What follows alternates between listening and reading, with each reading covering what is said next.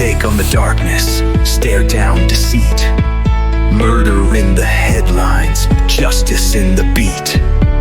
From cold case whispers to killers in disguise, we rip off the mask, expose all the lies. Facts like bullets reload and deliver. Truth cuts deep like a blade in a river. Corruption shakes when the mic goes live. We dig where others won't survive. James rolling through the smoke. Truth hits hard, no time for a joke.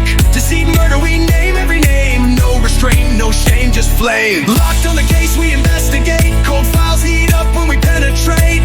The only source you'll ever need. 12 gauge investigate. We make them bleed. No games, no censors, just truth. Justice is loud, and we're the sound. This is 12 gauge gas to paper. This is Salinas Valley State Prison. It's essentially the end of the line. The worst of California's criminal offenders get sent here. This year they're on track to have over 700 assaults. They're letting us inside to have a look because that's progress. It used to be so much worse.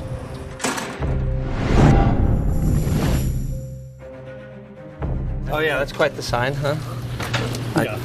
Does this mean like don't touch anything? Yeah, pretty much means that if you touch the inner wiring, you're going to end up like the photo up there, which is lethal electrified fence. So anybody that tries to go across that fence is going to be electrocuted to death. All right, stay away from the fences. Yeah.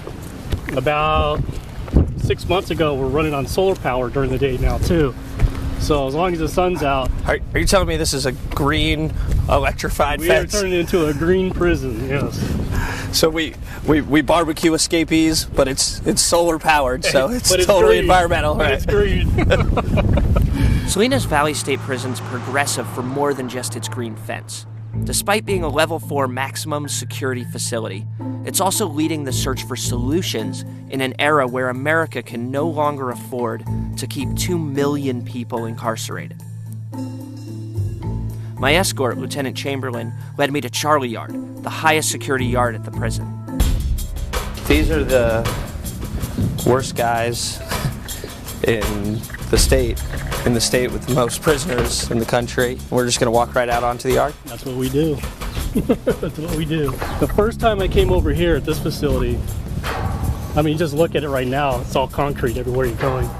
There's literally the hair on the back of your neck kind of stands up thinking, what am I doing here? You know?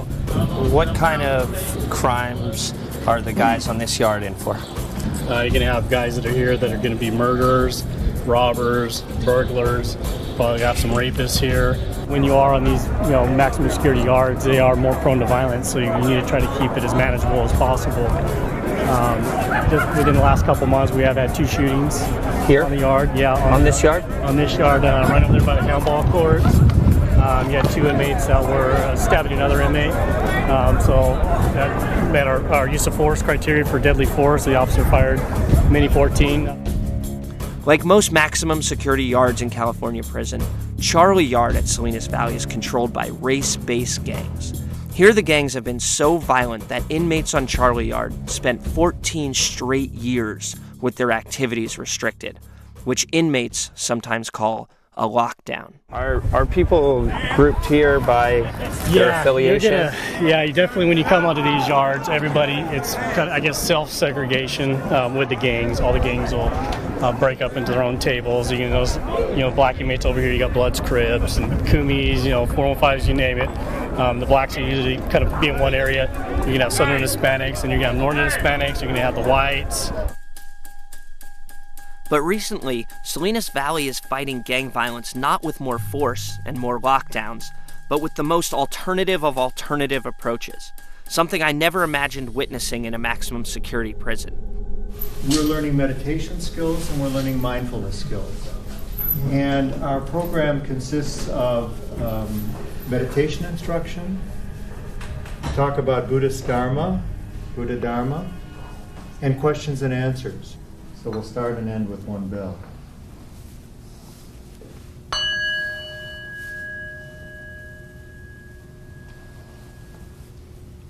When I came in, I saw everybody meditating. I saw you guys praying. But I gotta admit, it's pretty striking to see it when you have to wear the cuffs.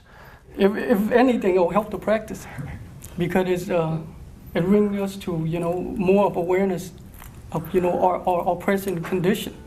Since Salinas Valley began implementing rehab programs like these a couple of years back, Charlie Yard has come off of its restricted status. That's an important lesson at a time when America is trying to downsize its prison populations. Driven by politicians eager to show that they were tough on crime, the number of prison inmates in the U.S. quadrupled between 1980 and 2009. America, with 5% of the world's population, had 20% of the world's prisoners. For 30 years, the idea for stopping crime has been effectively to just lock everybody up in places like this. But we've kind of reached the sustainable limits of that system. We can't afford to keep building prisons and incarcerating more people.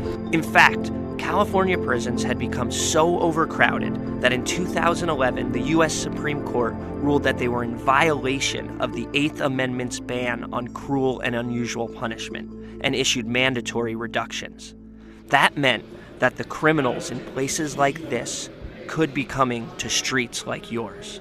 So in a few maverick institutions around the country, they're trying a new approach, which is actually a really old approach. It's called rehabilitation. Rehab programs were brought to Salinas Valley State Prison a couple of years ago by its new warden, Randy Grounds, a former offensive lineman for UCLA who looks kind of like the warden in an action movie, except way more intimidating. Right now, what you'll have is new youngsters coming in that have a date, and the pyramid, if you will, the intimidation of the gang will have them doing work, and they end up catching more crimes, more charges. They end up extending their date out and becoming a lifer. We've got to do something that gets cultures and STGs to head in a different direction. So what I'm trying to do is just encourage people getting out on the yard first, getting more program, and bringing in some experts that can be mitigators or people that will help people get together and talk. You don't have to fill the space. There's a chance for, if nothing else, for life to be here better and provide some more opportunities for people that want to do other things and maybe be at that point in their incarceration that they're looking at a life or date. There's that political pendulum has swung, and it's hard to paint that picture for people on level 4. But just FYI, Second Lifer did get his date. Happened a couple of days. It happened yesterday. So. On VR too. Yeah. All right, gentlemen. Take care. You too now. Yeah. Second Lifer got a date. Wow. Second in the history of this 18-year-old institution. So it's a change. He's been away, locked up for when he's young and dumb and feeling cocky. But now he's stopping, cause he's tired of feeling lost in the faces of his family and wife. He's finally caught him, hence the problem. All this kumbaya was making me feel warm and fuzzy. I almost forgot that I was hanging out with 900 murderers. And then the shit hit the fan. It's day 2 at the prison, just got here, and there's already stabbing this morning. I think it was on B Yard. We don't know what gangs are involved or anything, but we know the guy's in bad shape. We came to Salinas Valley State Prison to look at an improbable experiment in rehabilitation. But the reality of rehab at a maximum security prison is that there's a power opposed to it. The prison gangs, who have gotten used to running things after 30 years of mass incarceration. Apparently what went on this morning was what they call a removal. They're trying to get a guy out of the gang. So 2 inmates jumped, stabbed, shanked another inmate, and it's serious enough that they had to call in the helicopter to life flight him out of here to a trauma facility. Even though violence is down, there's still 700 violent incidents a year at this prison, and this morning was one of them. The guy who got assaulted is right there in the ambulance now. It's headed out to the flight line.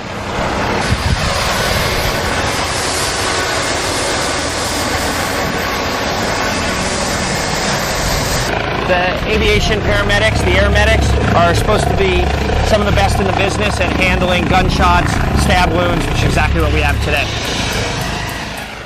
By the time we follow Warden Grounds back into the prison, the investigation into the morning's stabbing is already underway, starting with the recovered weapons. All right. Is that out there this afternoon? Yes, sir. This is from today? What is that? Indian manufactured weapon. What's it made out of? So if they come up and they try and put it between those vertebrae right there, it's a killer. Plastic, maybe? So heated up plastic rolled. How many weapons you got? Hey, how many weapons were recovered from the crime scene? 2 from the crime scene. Okay. One. And then this one separate. Okay. So a total of 3. So they made these, obviously, and then they stashed them on the yard? Yeah, they stash them in a lot of ways. Won't go into that. Sorry, I asked. It's one of those ones. All you have to do is an imagination question. What is that? Is that a spoon? What is that? It just looks like a steel rod that they might have cut in half and fashioned it. You know, sharpened to a point at one end. It actually bent on the one side. See it bent right there. Nice cloth handle. Good grip. Yeah, that'll do a lot of damage. That's what we used today? Yeah, this is one of the ones recovered from today. Here's a good example of some weapons that we've found. We've had a few deaths, a few murders in our history, and we'd have a lot more if it wasn't for the good coordinated effort between custody and medical. We'd have a lot more deaths. Yeah, we saw that today. We saw everybody kind of played their role, knew their part. Yeah. So, how many? I mean, we saw they recovered 3 today. How many weapons are they recovering? Sometimes we'll find 25 in a shot. You know, if somebody gives us some information, we'll find a hiding place. We're pretty thorough. We do grid searches with our metal detectors, but as you can see, some of these are plastic, like the one you were just looking at. Bone crushing weapons. And they make them very creative. They make them from all kinds of material. This could come off of like a cart that we move food in. Maybe it's an inside seam or something, or maybe it's a sheet metal from a pan. So maybe just actually point us out. Just so the guys were fighting right here. Yeah. You see where the white is? Yeah. Don't try to kick up the dirt because that's all OC pepper spray or OC blast, so it'll just bring it back up in the air. Oh, this is his blood right here. Yeah, this is his blood here. And then you can see where all the grenades fell. Yeah. Level 4s in general have a lot of violence. You know, there's a lot of prison politics going on, if that's what you want to call it. You know, they are their own destiny. You know, they're the ones making the choices. So it was no different than yesterday. You know. Hey! Welcome to gangland. We deal with all the gangs here, from the prison gangs to the street gangs. We tend to focus on the prison gangs. We refer to them as STG1s now, or Security Threat Group 1s. And then the street gangs are Security Threat Group 2s. So when I walk out into the yard, I see all the different ethnic groups hanging out at their different tables. Am I actually looking at gang structure? Yeah, they're broke up. The Sureños will control the area of the yard, a table. The Paisas or Mexican nationals, they'll control another table. The Norteños will control a table. The different black gangs, they'll intermingle. But if there's enough tables on the yard and areas, then they'll split it up, they'll divide it up as well. And what are the most prominent gangs like? At our institution here, it would be the Sureños, and the prison gang or the STG1 that they're subservient to would be the Mexican Mafia. What we would have here is their associates, individuals that run the yard on their behalf. Collect taxes when drugs are brought onto the facility. They tax the drug dealer a third, sell it on the facility, and then they send that money to the Mexican Mafia members. Yeah, I think that's something that's hard for somebody who doesn't come to prison every day to understand that a lot of it is about drugs and money, even inside the prison? Yeah, that's the driving force. You know, they talk about a cause. You know, a lot of the gangs talk about a cause. Well, that cause is money. So we had that stabbing on B Yard yesterday. How much of that kind of violence is related to the drugs or the gangs? Quite a few of it is. A lot of times, for different reasons. You can have an individual who owes money, individuals that run the facilities. If they don't get the money to where it's got to go, sometimes they get targeted for assault by the prison gang leadership.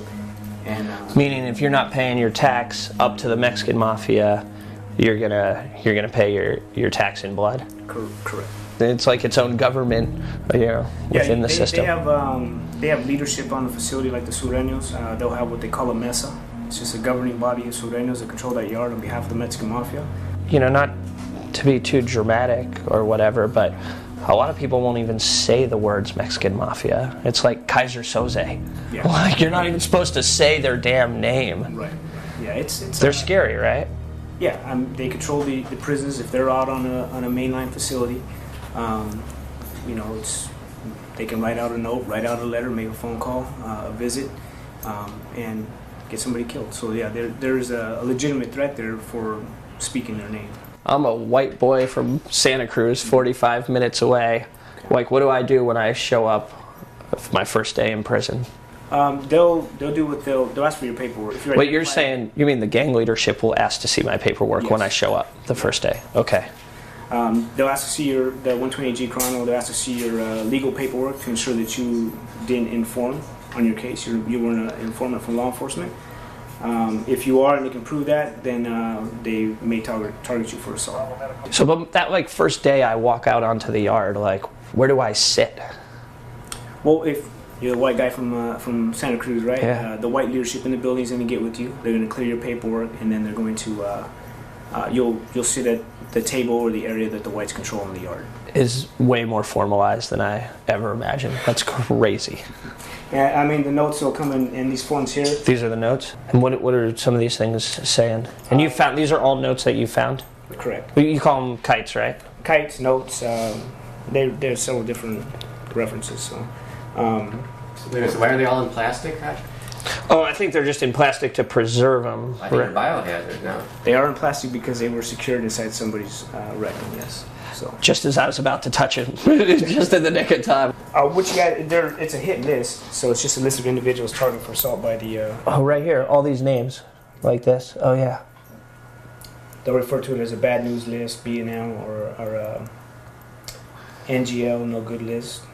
I had no idea that the system that the gangs use is so formal and so official. So it's like if you're sentenced to jail and you come to a level 3 or level 4 facility, there's almost two systems of control. You're under the control of the correctional officers, but you're also under the control of the gangs. Yeah, they do control the facilities. You know. That bears repeating.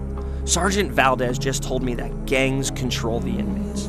A reality corroborated by Donnie, a former gang leader who reported to the Aryan Brotherhood, a prison gang allegedly responsible for 20% of the murders in the federal prison system. The shot caller comes up and says, he'll send he'll send like a lieutenant or something like that. You know what I mean?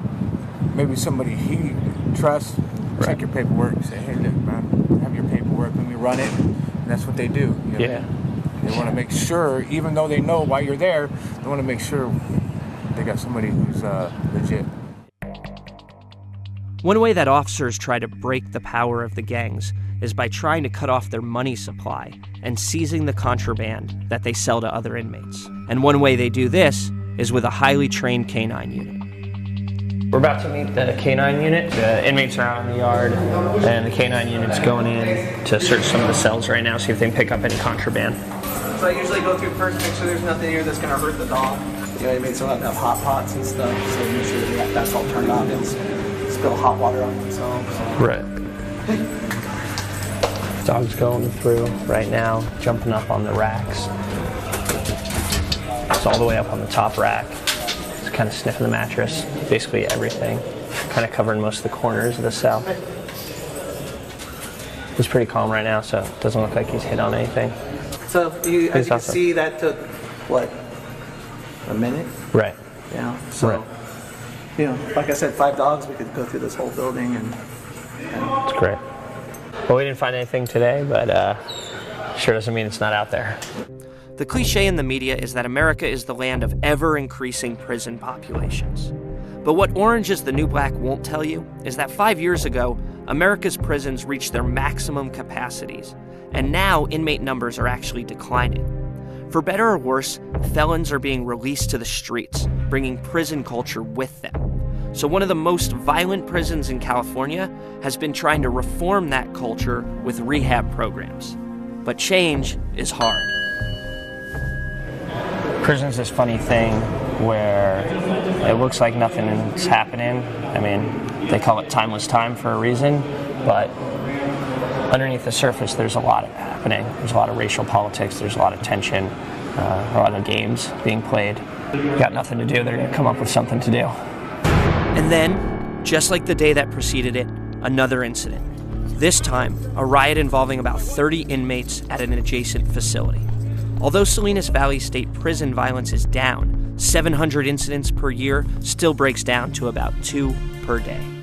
Still not sure if it was Northern Hispanics or Southern Hispanic gangs against whites. And that equals a lot more work to be done. There it is. Everybody laying straight down. And here's the vicious cycle of violence. Inmates join ethnic-based gangs for protection in prison. But then they have to do what the gangs order them to do, including fight with inmates of other ethnic groups.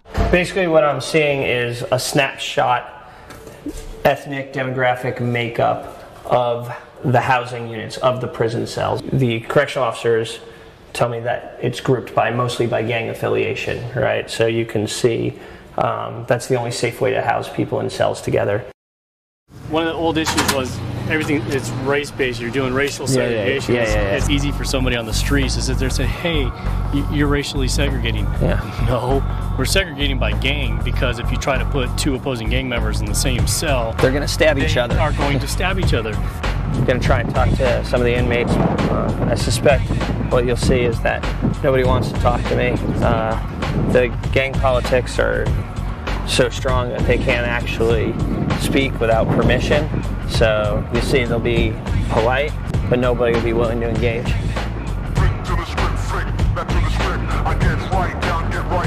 What's up, you guys? No cameras?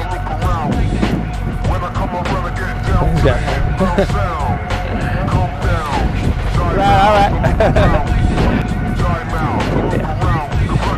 That's a bust. It's hard to get inmates to talk on the general population yards because they know the gangs are watching. But a yard at Salinas Valley is the SNY, or the Sensitive Needs Yard. It's for inmates who are at risk in general population, some of them because they dropped out of gangs, which is what rehab programs want inmates to do. The SNY yard at Salinas is also level 4, maximum security like the rest of the prison. But here you can actually talk to some more interesting inmates, like Trixie. When I decided to leave the gang, I decided to work with this and find out myself, why do I like men? Why do I feel like a woman? Why this and this and that? And as I seen psychiatrists, psychologists and all that, we came to the conclusion that I am transgender. Right. And that's why I felt the way I felt. So on top of your crime, you have... Slapped with 15 years. You have 15 years for being part of the gang. Yeah, and my crime had nothing to do.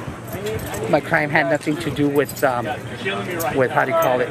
Yeah. With the benefiting the gang. Right. I just want to know how important the gangs are in prison. In prison, the gangs are your life, and to me, when I was an active gang member, my homies meant everything to me. It got to a point where it's kind of sad, but it's true. My homies were more important than my family. When you come in, the officers, when you're stripped down and you get dressed to be an inmate, to do your time, where do you come from, sir? I come from the Maravilla gang. I'm from East Los Angeles. You're a Southern Hispanic. You go over there. So they label you off the top. Yeah. So when you get into to the prison yard, everyone already knows what set you belong to. Yeah, and then once you're here, and you were in it for a long time, right? You were 6 years. You're a shot caller, all that stuff. I ran yards. You did. I put a lot of people in this yard. And why would you say, like, go stick someone? What would they have done that would make you call a hit on them? Snitch, work with staff, betrayal to our ways. You know, that's the ultimate sin, is to betray your own homies. Right. And how to call it. And fail to put in work when asked. What do you mean by put in work? Put in work, if, you know, sometimes you gotta go to one of your enemies and make an example of who you are. You earn your respect by stabbing people, putting in work, hurting them, you know, really taking their wind out. And the term was with a knife. When you have a knife, is use it or wear it. Do you feel bad about the people you ordered hits on? No, because they deserve it. It's just the way it works, you know. So I just came over from Delta Yard on the GP yard. Nobody would talk to me. They're not supposed to. If they talk to you, they're contributing to, they're exposing. Like the questions you ask, it would be like a debriefing question. Yeah. You know, so they would get dealt with, definitely. They can't even talk to officers. So what would happen if those guys talked to me? If there's nobody in the yard that's running it, they might get away with it, but I doubt it. They can get hurt. Actually, I came in with 10. Yeah. And then I picked up 15, and then I picked up 10, and then I picked up 5. So you could have been out. Oh, yeah. I could have been out a long time ago. And all that. I could have been out like, that's the game. That I left. Yeah. Salinas Valley State Prison is comprised of several units. There's the general population yards where the majority of inmates are housed. But there's also another unit, and this is where the prison's suspected gang leaders and most violent inmates are harbored. All the inmates that are housed in here are in here for various reasons. It could be disciplinary in nature. Maybe they did a battery on another inmate on a yard, murdered another inmate, drug distribution. In the quarter century in which America's prison population quadrupled, the emphasis was on keeping criminals off the street, not rehabilitating them. In prison, there was tremendous gang-related violence, and the perpetrators of that violence often ended up in places like this ADSEG unit, known commonly as the Hole, a prison within the prison. Anytime you're in an administrative segregation unit such as this, or anywhere else in the state of California, you're mandated to wear a stab vest. Underneath, my shirt, as a lieutenant, we always wear a stab vest at all times. Officer Lamelli's gonna shoot us some vests so we can walk down into the tiers.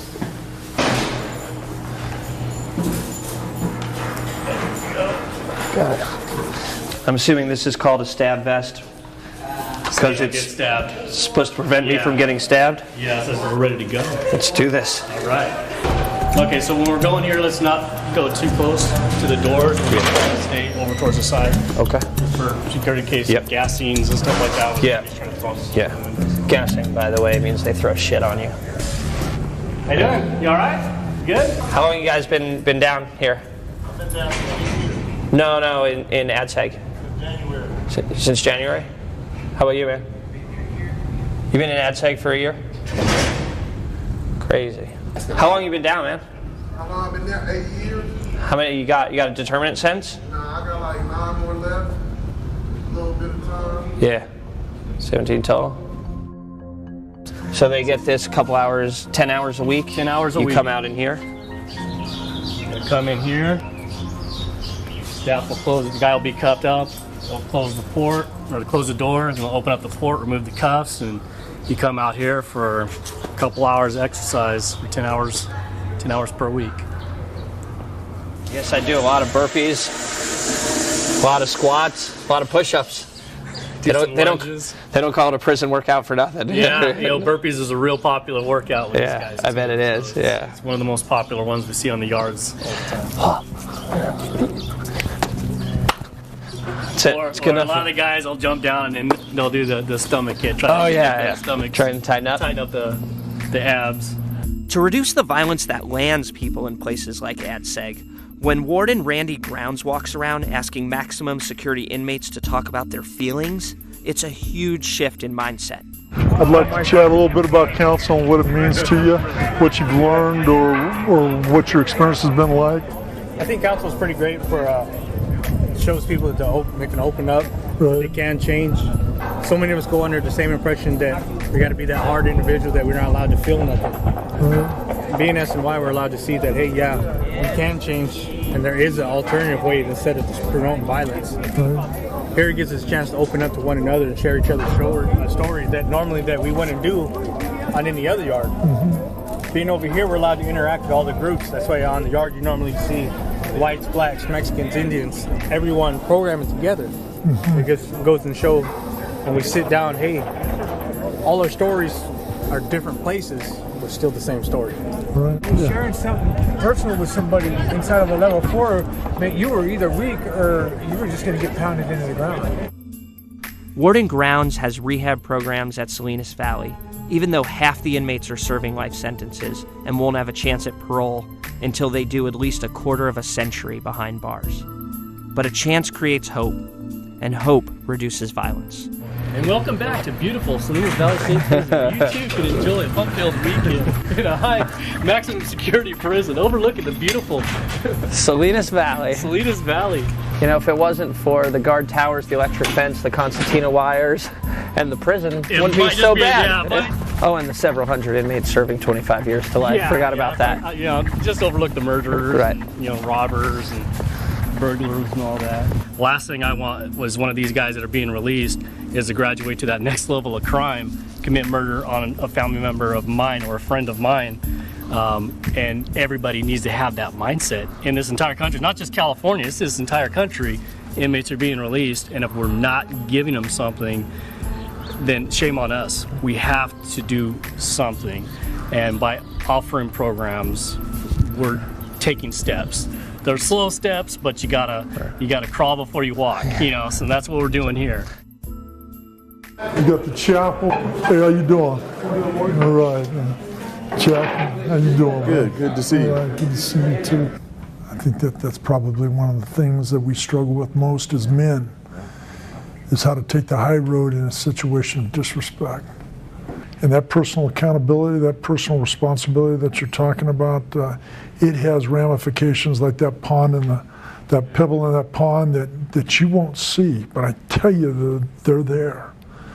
And it affects the yard, it affects the other inmates, it affects the staff. You're really holding the key to that. You're making those decisions, and I just appreciate that as men. I was hoping somebody could maybe tell me what this group is all about. It's a lifers group, and it's it allows us to develop an understanding of all the resources that are available both in the prison and outside the prison for possible parole, so that we can get on with our lives and put all of this behind us. So just forgive my ignorance, but lifer means that you have a life sentence? Yeah, I've been down for 38 years. Are there other people who are up for parole? You are too? Yeah. My fellow veteran over here? I'm going in July. You are? After 21 years. 21 years. Wow.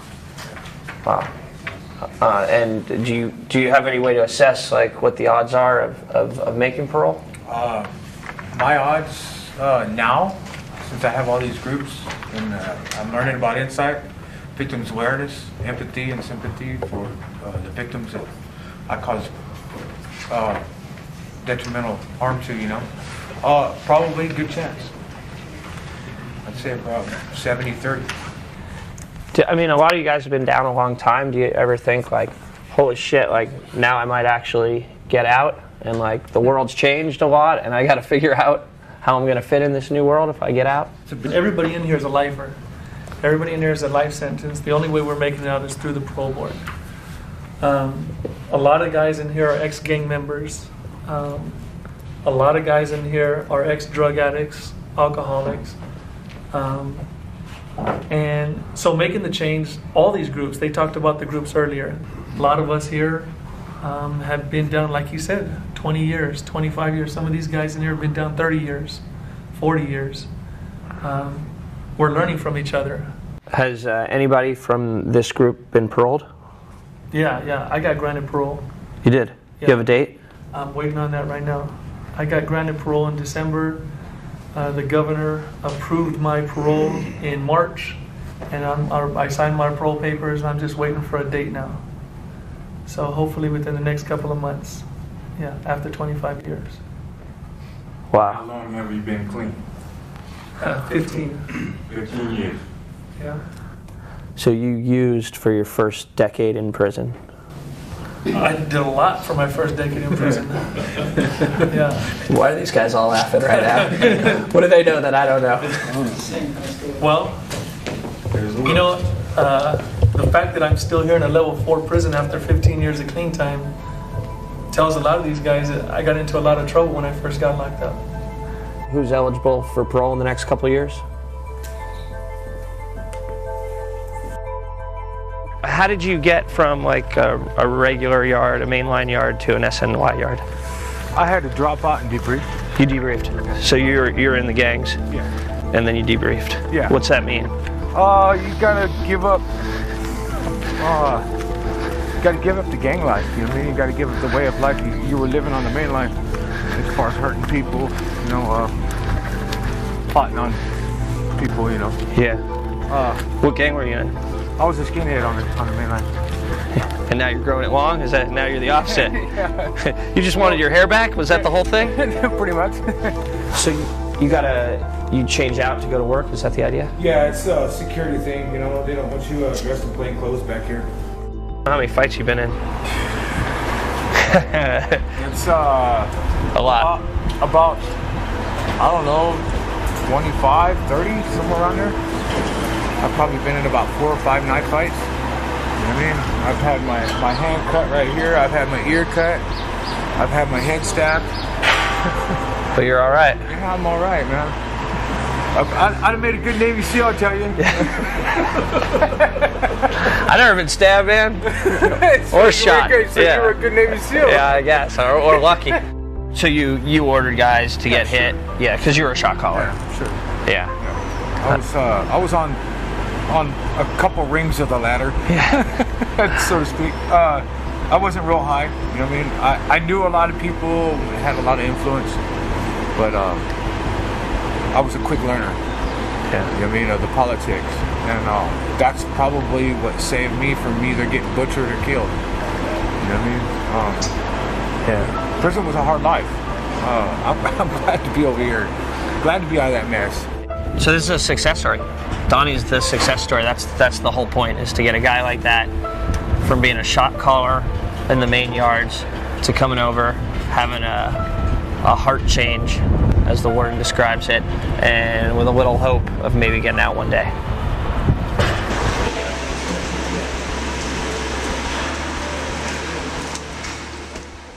America is sitting at a crossroads. After 30 years of trying to make us safe from crime by locking up every offender for long sentences, now we're letting them out. This maximum security prison says you better offer these felons something before they go. So basically, when you're just doing that and you're not offering anything, what are you doing? You're warehousing. You're just keeping them in here to keep them out of society until the courts say they're able to be released, and then we let them out. And they got the same mentality, same mindset as when they came in. Probably even a little bit better criminal, you know. Right. So right, because you're a product of your influences. This is like the University of Criminal Activity, you know. So they're gonna, come in here and improve their skills unless we give them something else to focus on. We have an inmate that's actually paroling out tomorrow, meaning he's getting out. He's been down. He's been incarcerated since 1999, and tomorrow will be his first day of freedom. And so he agreed to talk to us on camera. I just want to see what it's like the night before freedom. Dewan was convicted of mayhem, which is the act of permanently disfiguring or disabling another person. So, man, congrats, bro. You must be pretty happy. And you've been since 99, right? Yeah, 98, 99. I got locked up in May 31st, 98. Okay, so you're talking 15 years, right? Shit, that's a long time. And when do you get out? I get out tomorrow. How you feel? 24, 2014. Tomorrow. Yeah, in the morning. Yeah. How you feel about it? excited, nervous, a whole bunch of different things. I got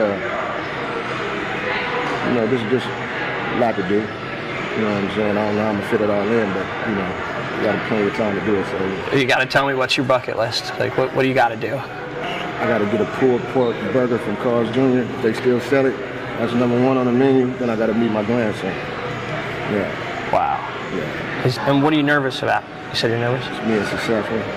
Just what? Being successful, having to catch up. You know, being 38. Just got locked up when I was 22. I'm going to be 38 in May, so I got to play catch up with a lot of different things. So, yeah. You got a plan for tomorrow when you get out? Yeah. Just ride back, get to know my son again. You know, I got to find my daughter. You know what I'm saying? And talk to her. How about work or job? You got a plan for that too? Yeah. I got to first thing. Yeah, I gotta figure out about that. But, you know, I'm enrolling in school and you know try to get a job and all that after that. I can't even imagine. Yeah, when I got locked up, I had a pager, man. And you would have had a bigger camera. And I haven't seen a pager in a while. No. Yeah. Dewan was telling me that the far and away the worst part about being in here is privacy, which you can guess, but he said, like, you know, even if you got to take a shit, you got to do it in front of your roommates. So they made this makeshift curtain that they kind of pull up. That's the only privacy they got. You see the bunks where they sleep. I don't know, this reminds me of something on like a Navy ship or something. I don't know. It's fucking... Oh.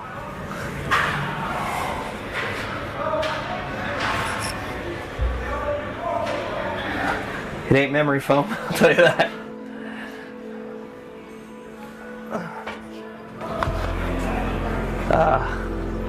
Mass incarceration's pretty mini.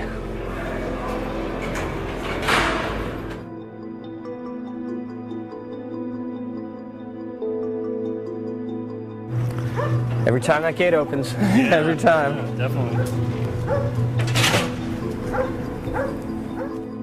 Kind of a little known fact, but actually prison populations have been declining for a bunch of reasons. The court's ordering it, there's economic pressure, but that means that more and more inmates are getting paroled and getting let out on the streets, even from a level 4 facility like this. This is like the dumbwaiter for prison. You like throw your ID in there, and they're in there. It's like an inmate elevator, basically. Yeah. You throw your ID in there, and then he can check it, make sure we're legit. With all the electronics and modern ingenuity we got the big makeshift buckets. What's up, man? How you doing? Good, man. Good. What's up, bro? How you doing, man? I bet you are. How you feeling? Yeah. How'd you sleep? You didn't sleep at all, huh? Not about 2 hours. Yeah. I can imagine. What's up, man? How you doing? Yeah. Losing your celly, huh? Yeah. How you doing? All right. Yeah, I'm all right. You know, just another day at work. You know, for me. Yeah.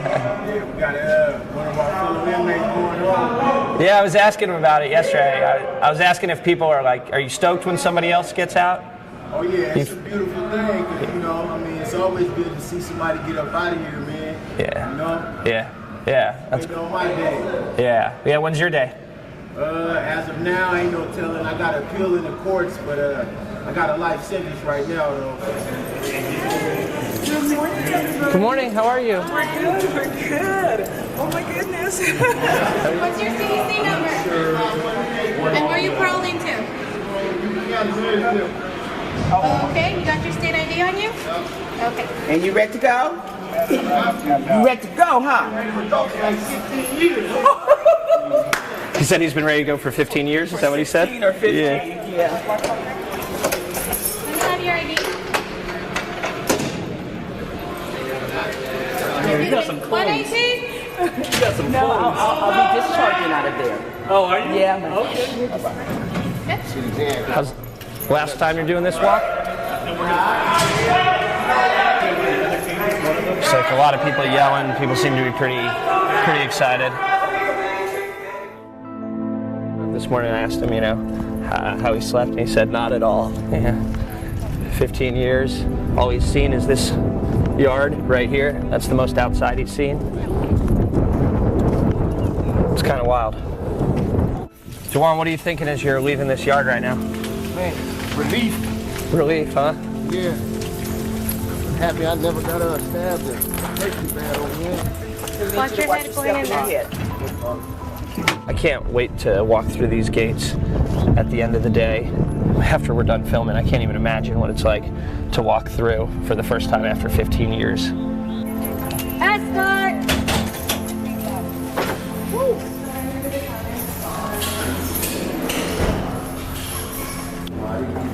Yeah, you don't need that? Yeah. No, we got you, okay? We got a picture for you.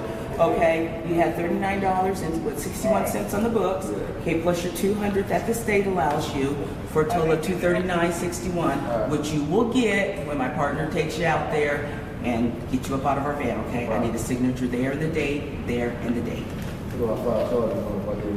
Hey, when we take you out there, you on your own, so like I said, just never give up.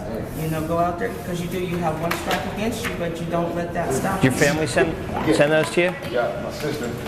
Yeah, these are dress outs. They can either take their dress outs, which their family sends to them, or they can buy the state clothes, which is like a beige color, khaki type of pant, a t-shirt, and state shoes. Those look too small. You better make them work, okay? Thank you. When was the last time you wore regular clothes? 98. Oh, look at that. Well, maybe it's because you got all swole up in prison. Were you this big when you went in? Nah. No. I was a little bit smaller. From lifting? Yeah. Yeah. You're so excited, huh? Yeah. It ain't hit me. It'll probably hit me tomorrow when I wake up. Right. After I had a good meal, but right now, I'm not. Yeah, well, you're still in this fucking thing, you know? I am, yeah. This is wearing this shit. You know, I ain't. Yeah, you're right. Good looking out. There's some water. Good luck. All right. All good? Oh, here. Guess I'll catch up with y'all in a minute. All right. Yeah, go ahead. You ain't got to tell me to go down the road.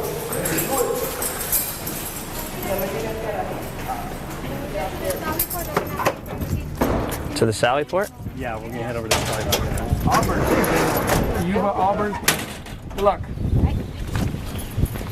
Dawn's about 5 minutes from being a free man. And from 15 years in an 8 by 12 foot cell to the streets, Dewan's world is about to expand exponentially. For 3 decades, we fought crime by building huge prisons and filling them up. Now, for a lot of reasons, including economic, prison populations are declining, and the emphasis is no longer on how many people we can lock up, but on what they've become when they walk out the gate.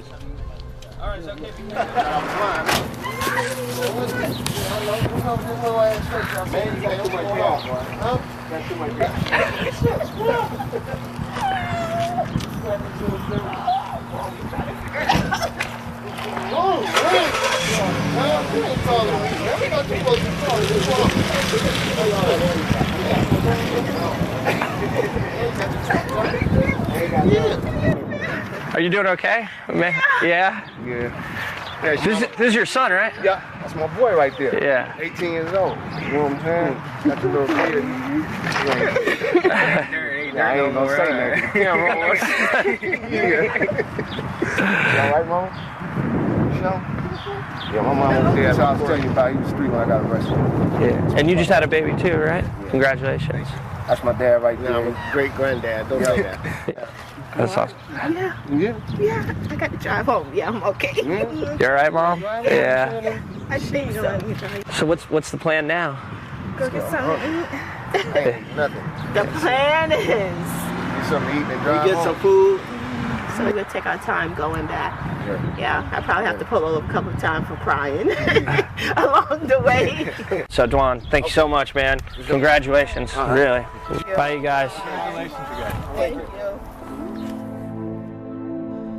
This prison's fledgling but still radical experiment in rehabilitation is unproven. What is known is that we're on the edge of a sea change in incarceration. The old system is ending, but the new one depends on taking some of the nation's most violent guys and hoping they walk a straight path.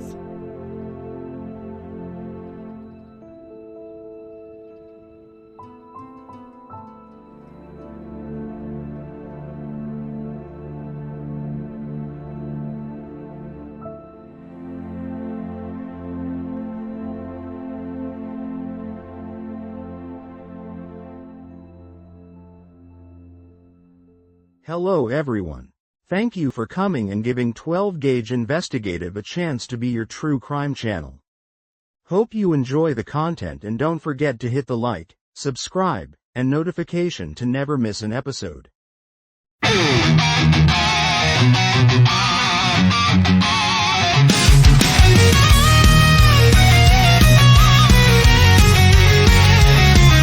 the shadow of the city where the lights burn low, walks a man with a secret that nobody knows. Smile so sweet, but his heart's gone cold, leaving bodies in the night, stories never told. He's got a mask that he wears in the day, blends right in, you won't look his way. But come midnight, the devil takes control. Another name on the list, another shattered soul. You think you know evil, it don't knock at your door. It's the neighbor, the stranger, the one you ignored. But come midnight, the devil takes control. Another name on the list, another shattered soul. You think you know evil, it don't knock at your door. It's the neighbor, the stranger, the one you ignore. Behind the eyes where the darkness lies, serial minds with a thin disguise, hunters in the skin of men, playing God again and again. Behind the eyes there's a twisted game, no remorse, no guilt, no shame. They walk among, they breathe your air, monsters hiding everywhere.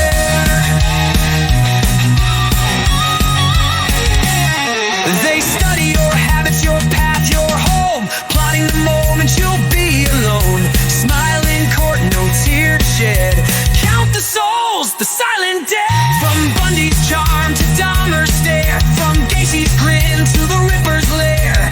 All the faces that you trust, built on lies, built on dust. You think you're safe, you think you're free, they're out there watching silently. You lock your doors, you say your prayers, but